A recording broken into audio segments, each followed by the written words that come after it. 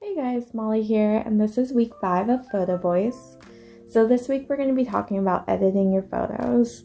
So last week we instructed you guys to finish up your scavenger hunt photos and figure out which ones are your favorites, and then choose a couple photos that you want to be some of your final photos that you're going to play with editing tools and submit to us to print. So I am just going to pull up a photo that I've taken. This is one that I took last month at a peaceful protest. And I really like the sun flares in the photo, as well as the sign and the vibrancy of the colors of the sky and the trees. So I'm just going to play around with some editing tools to kind of make this photo stand out a little bit more. So your computers or your tablets or phones, whatever you're using to edit your photos, they might have different settings and different options. It might look a little bit different than what I'm about to show you on my computer, but that's okay because for the most part, they're going to have some of the basic editing tools. So I'm just going to cover some of the basics here. So I'm going to go ahead and open up the editor. And I'm going to cover just a couple things. One of the first rules of having a good composition of your photograph is you definitely want to make sure you crop your photo and clean it up to make sure your subject stands out. So like I said, I really like the sign as well as the sun and the sun flares kind of framing my sign. So some of this other stuff like the lady's back or some of this over on the edge kind of takes away from the photo, so I'm just going to crop it a little bit just to clean it up.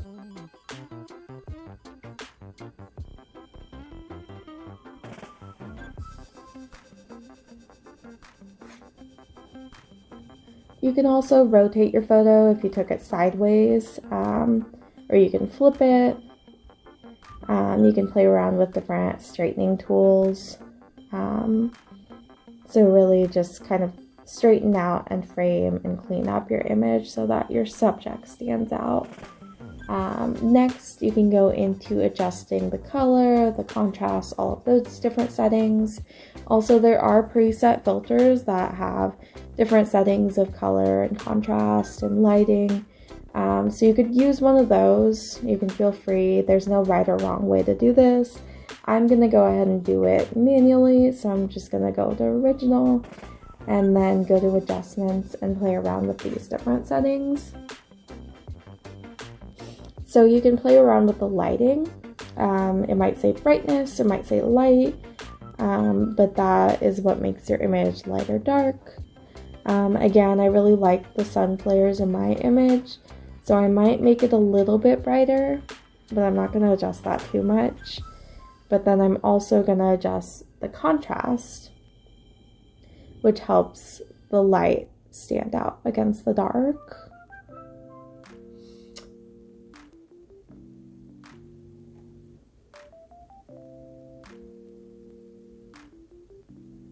So contrast is the range of the dark to light tones. When it's really high, you can see the stark image where all the tones are either very dark or very light. But when it's low, you see a more flat image where nothing really stands out. So I can show you that versus that. I just want to play with it a little bit, but not too much. So there's also the exposure feature, which is similar to brightness, where if it's too much, completely makes the whole photo too bright, or too little makes it way too dark. So you definitely want a good balance for the exposure. You don't want the light or the sun to completely white out your whole photo, but again, I really like the sun flares in my photos, so I kind of want to play with it a little bit to make it stand out a little bit more. So your computers or tablets might have some of these other settings, highlights, shadows. I can kind of brighten up some of the shadows of the people in the crowds so that you can kind of make out some more detail. Or the highlights might be some of the clouds make them a little bit more white and stand out a little bit more. Feel free to just play around with those, see what looks good. Also, there's color, saturation.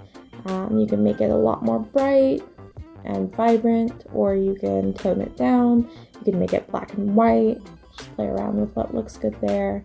I want mine to be vibrant and bright, so I'm just gonna move mine all the way up. Lastly, there's clarity. It might say sharpness or structure. I have mine turned all the way up just because I like all of the details and the lines to stand out a lot more. It makes the image a lot more sharp and crisp. You see if I tone it down, it's kind of a little bit more blurry. So I want my lines to be more bold. So I went ahead and saved a copy of this so I could show you guys side by side the original image versus the edited version. Put that up.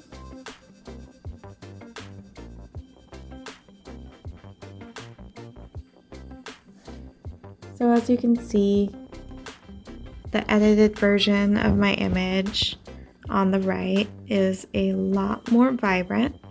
The colors stand out a lot more. You can see the sun looks more orange and bright. Since I cropped it a little bit more, the sign and the sunshine, which were my subjects of the photo, are more framed and kind of centered almost. So I'm really happy with my final image and my final edit. There's no right or wrong way to edit your photos. It's really up to your own personal preference. I kind of covered some of the basics, but really you can just play around with the different settings, and whatever looks good for you, I'm sure will look awesome.